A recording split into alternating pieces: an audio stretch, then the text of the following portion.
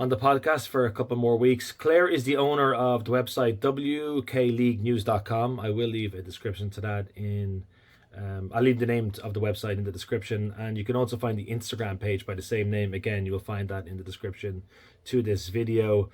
If you head over to our website now, you can find some information on a couple of transfers recently. Claire, one player going to Song Jae-in going to Turkey, and Go Yuna going to Ireland. Yeah, there's some transfers in the summer window, and then just put something up today about the WK League itself as well, and trying to keep on top of things. Yeah, there's a calendar there as well where you can find the fixtures on the right hand side, the upcoming games that are taking place this month in the WK League. So check out our website, wkleaguenews.com. You can check out our website too, below the 38th korea.com. We have Korea Cup news. We have my love letter to the Daegu Stadium and an interview coming up very shortly, either today, recording this on a Monday, or on Tuesday with a very prominent K-League photographers. So that's below the 38 korea.com and wkleaguenews.com. Now that Claire's on the show, we're going to be going through a couple of different talking points. We're going to look at K-Leagues 1, 2. She's a Pohang Steelers fan. We'll also be looking at updates at the WK League and also our experience of going to Korea Cup third round action midweek. A hint there, her game was a lot more interesting than mine. So before we just start kind of delving into the main talking points, just a reminder that week 21 of 33 took place. There were 6 matches, 3 on Saturday, 3 on Sunday in K-League 1. The big one, or the headline-grabbing fixture, was in Jeonju between Jeonbuk Motors and FC Seoul. Unfortunately, it ended 0-0.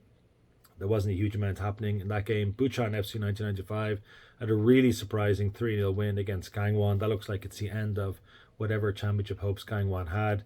And Pohang Steelers have lost for the 4th time in a row. They went down to Gimcheon Sangmu, who are already relegated, as we keep saying on the show, but they have won 2 games in a row. Probably still have final A aspirations. On Sunday, 3 more matches. Jeju, high-scoring game against Incheon. Jeju had the opportunity to go above Incheon in the table, but they ended up drawing 3-3. Daejeon Hana Citizen recorded their first home win of the season against Gwangju, who haven't won at the time of recording for 149 league games. 2-0 it ended. And the game I was watching on Sunday, Ulsan 3, FC Anyang 1. Anyang led in the second half, but 3 terrible defensive mistakes in the space of 14 minutes and a missed penalty saw them go on to lose that game by 3-1. So the table, for anybody who's interested, FC Seoul's lead remains at 9 points, but now Jeonbuk Motors are joined by Ulsan at 34 points. Gangwon, Anyang, and Incheon make up the top 6, and at the bottom, Gwangju, 10 points from 21 matches.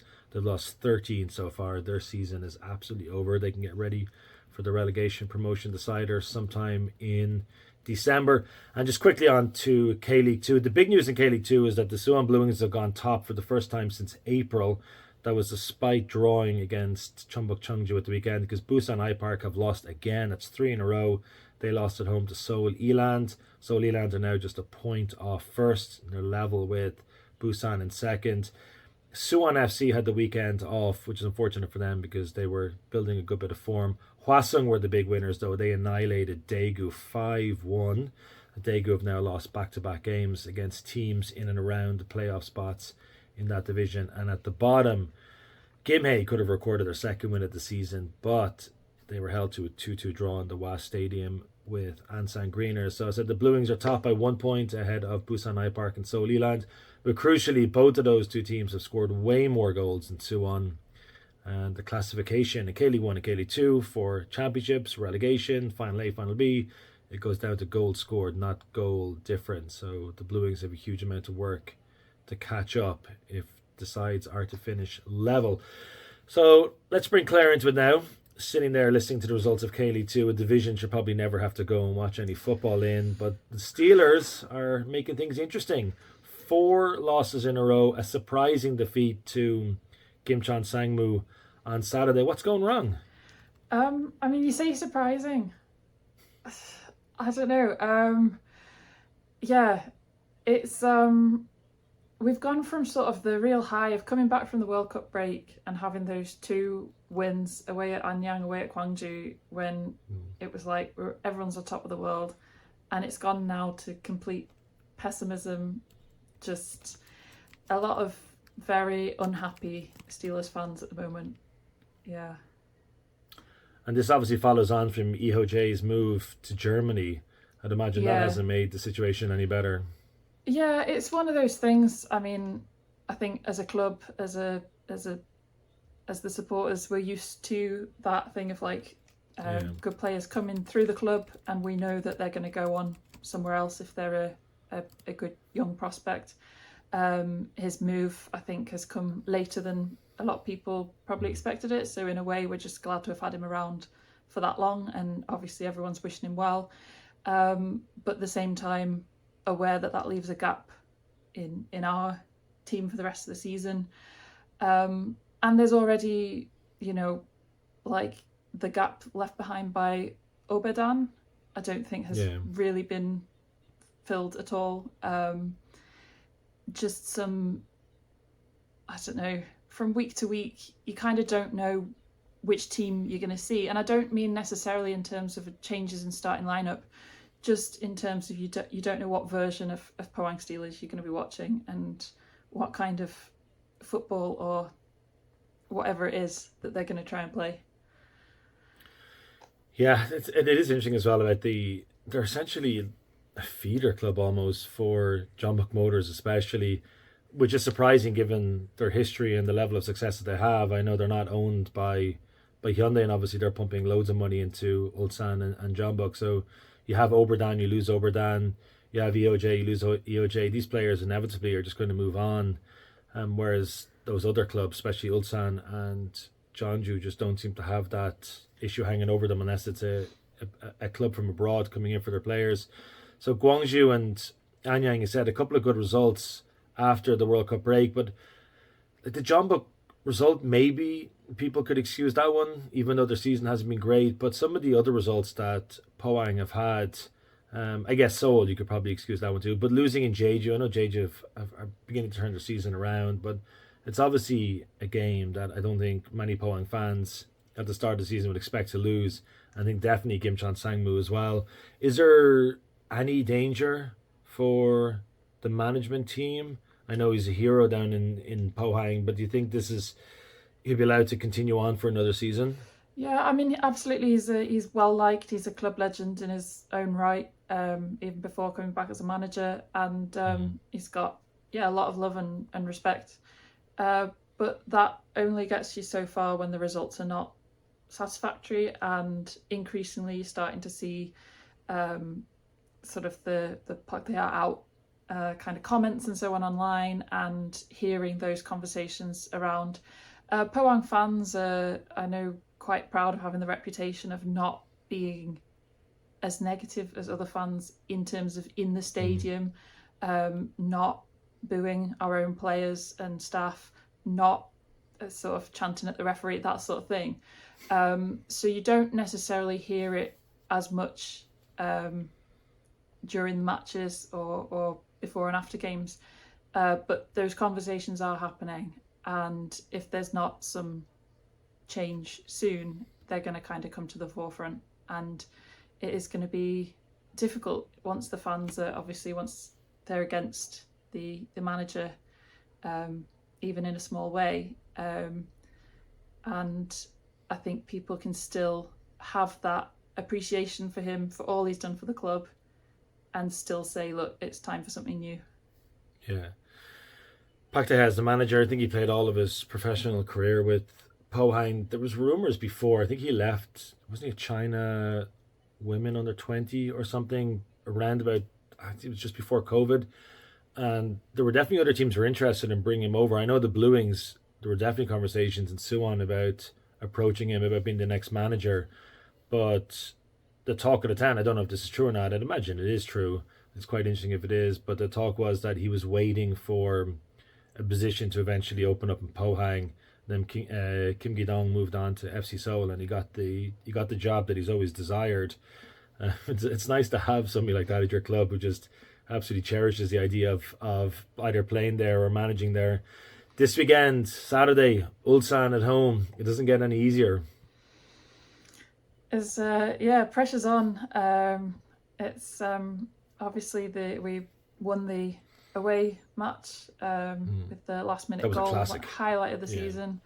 And I think the thing is with the derby, you never know really. Form and past results don't count for as much because it's the East Coast derby. Anything can happen, kind of thing.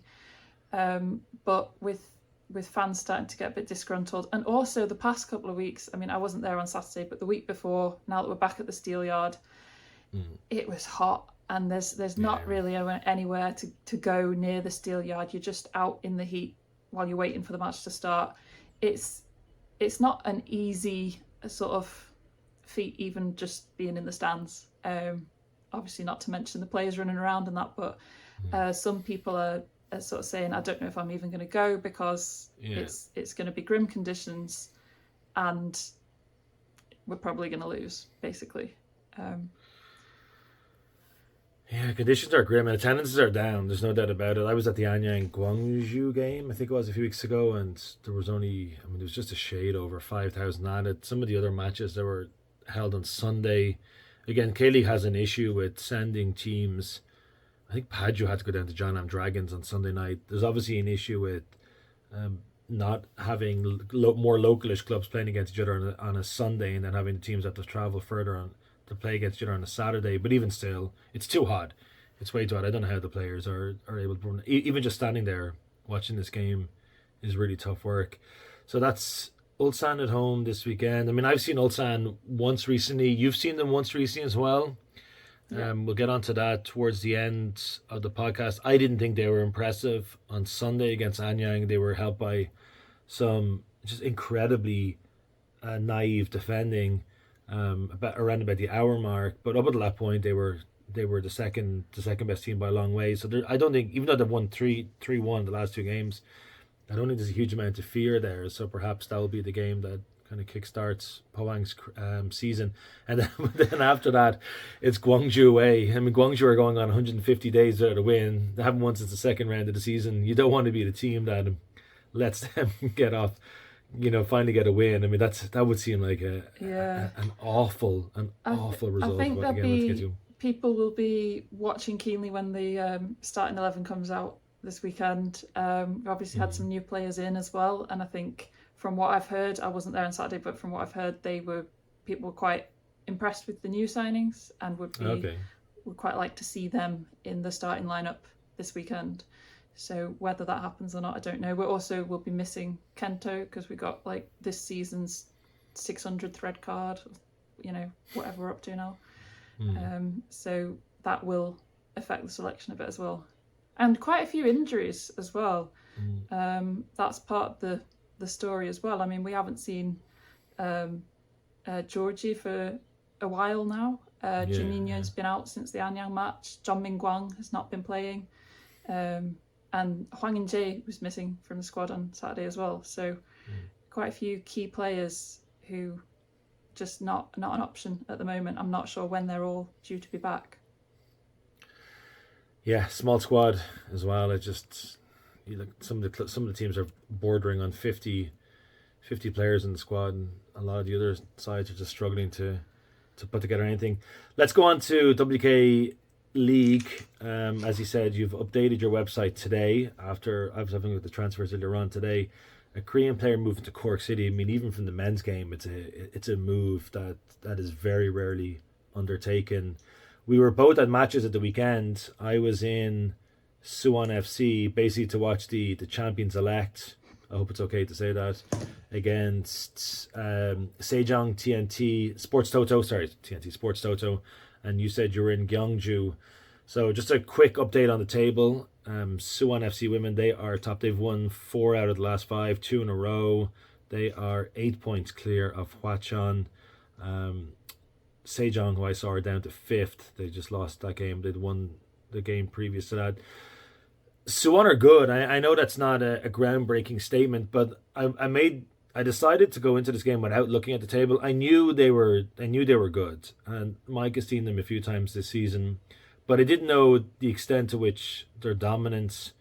I didn't know the extent of their dominance in the WK League so far, and I didn't know anything then about Sejong in terms of where they were in the table. I just tried to watch this game without having an idea of where both sides were in the standings, but like Suwon completely and utterly dominated Sejong Sports Toto in that match. They won 4-1 in the end.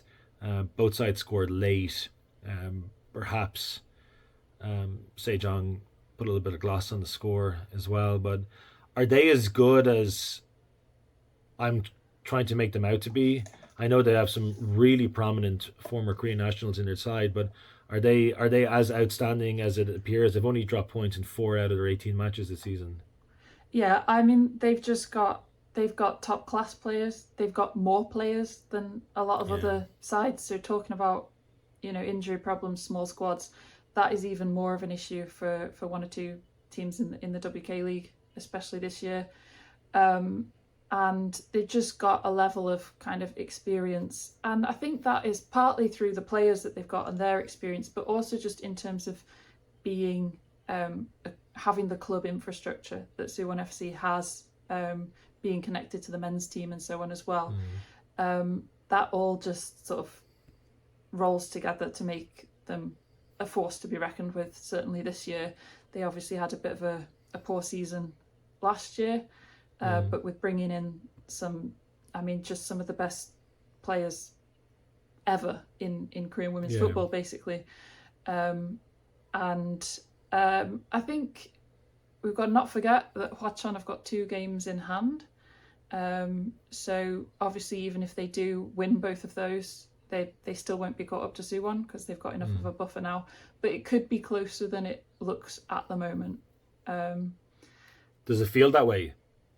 It's a bit hard to tell. I haven't seen too much of really either of those teams, to be honest.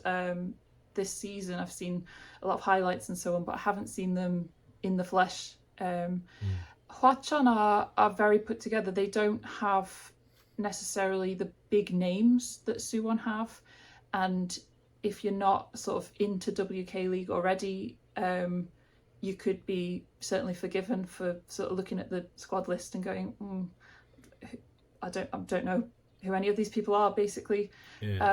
But for people who've sort of followed the league for a while will know that some of the players that Hwacheon have got are absolutely top class as well.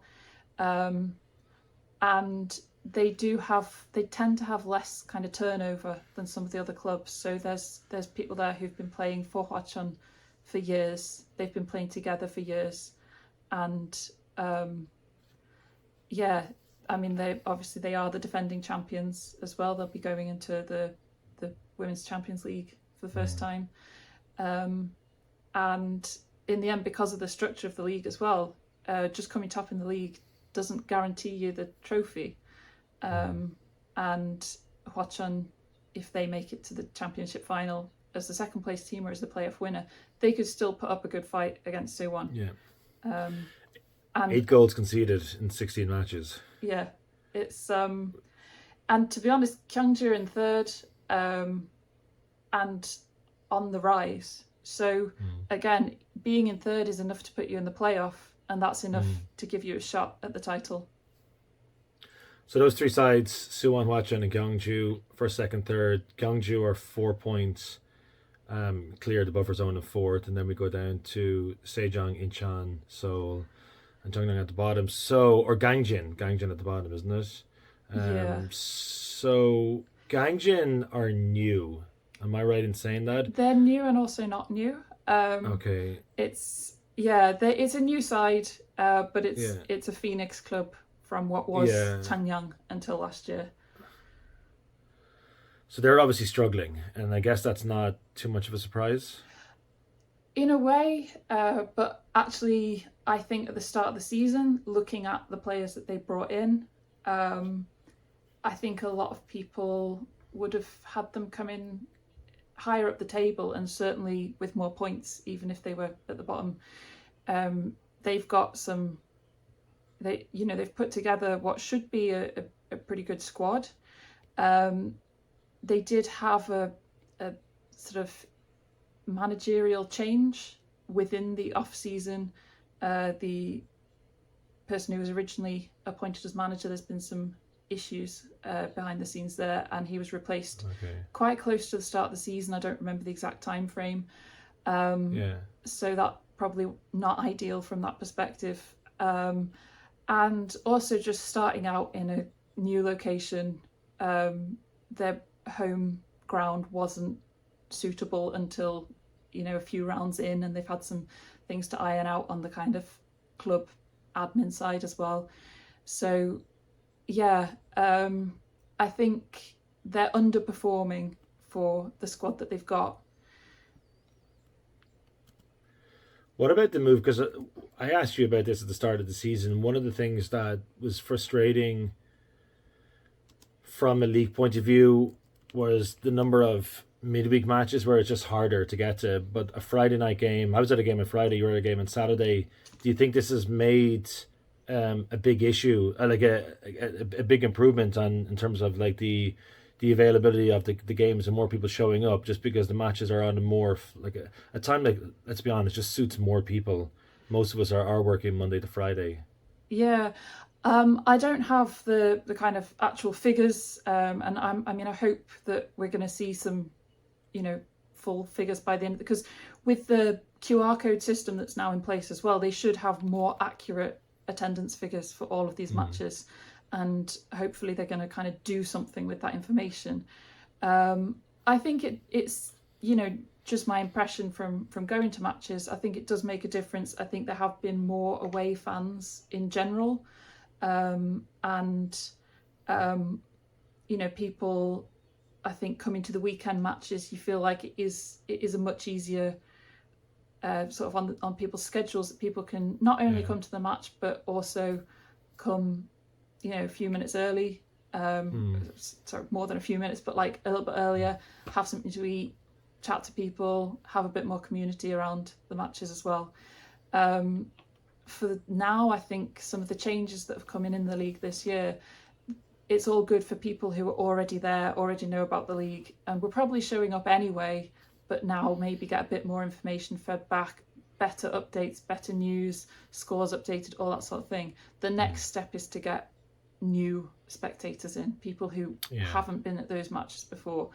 And that is a harder sell, especially when the teams are not necessarily located in the major cities, and obviously people just don't know about it, and then might take some persuading as well.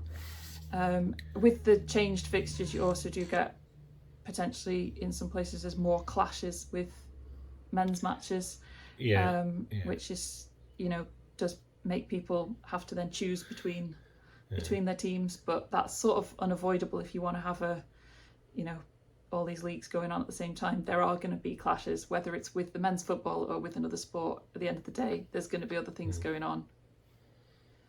Last one then, Friday night, 7:00, Hwacheon versus Gyeongju, 2 versus 3. That's obviously the big game this weekend. Should be a good match. Gyeongju are very much on good and sort of rising form after a pretty terrible start to the season.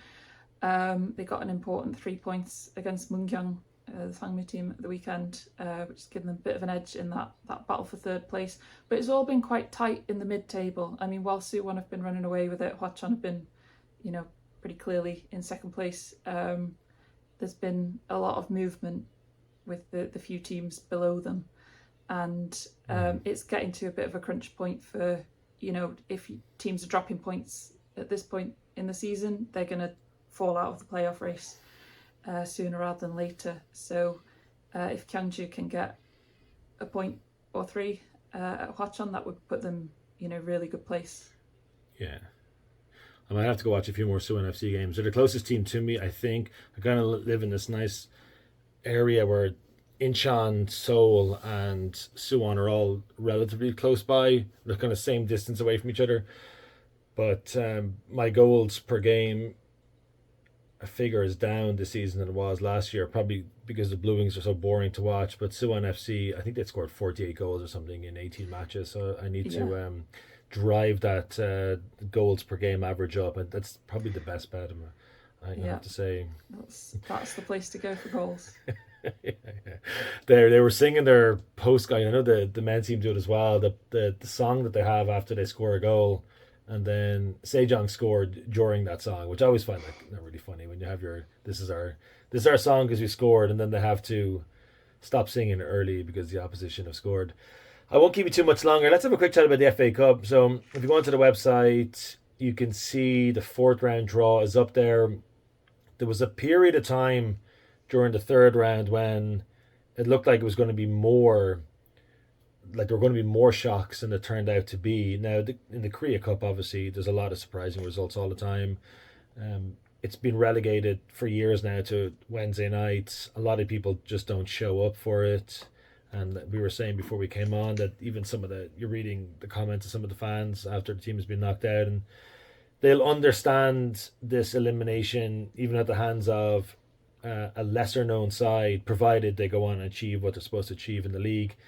Nonetheless, we were both at matches in the third round. It was incredibly hot where I was, and imagine it was where you were too. That was Wednesday night, I think it was July the 29th. I went to Bucheon 3, Paju 0. It was the closest game to me that night.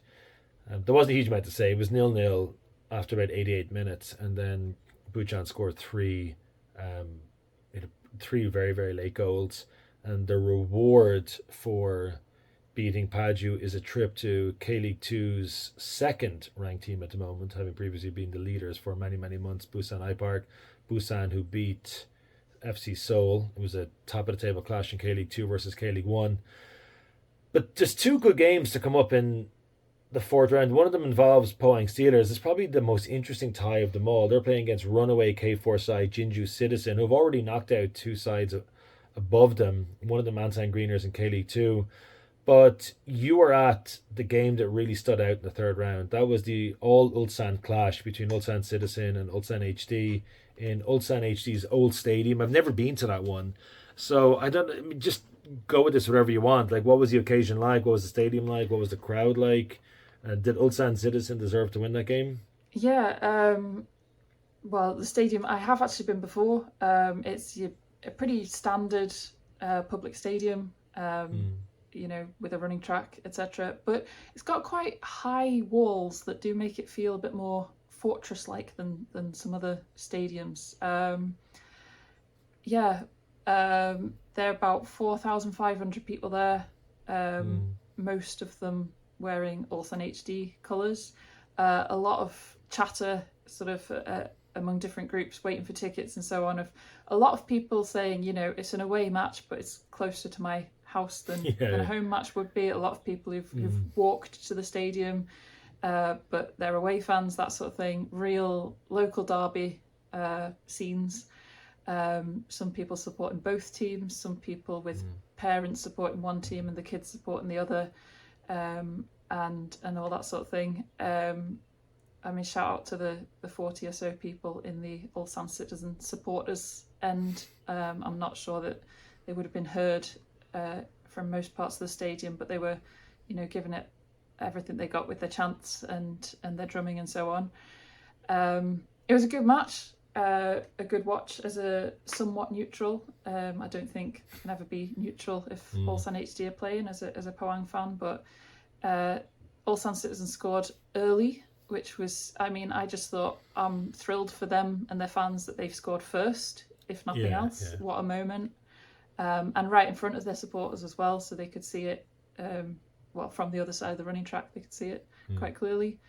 To be honest, they were very unlucky not to go 2-0 up with that long range shot that went right over the keeper, hit the crossbar. There's probably like millimetres in it for whether that bounces in or out. And I think, that sort of riled Ulsan HD up from obviously early on in the game.